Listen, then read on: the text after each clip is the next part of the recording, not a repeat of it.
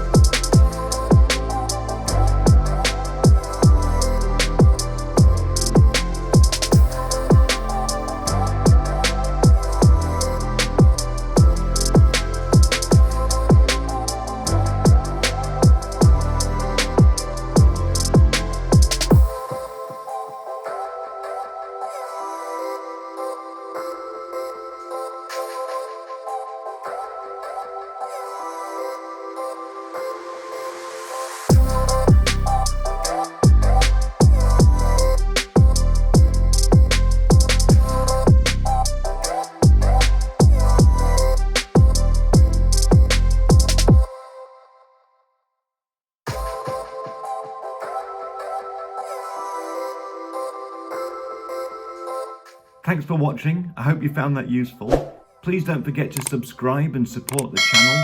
Maybe leave a comment and let us know what you'd like to see in future episodes. I'll see you next time.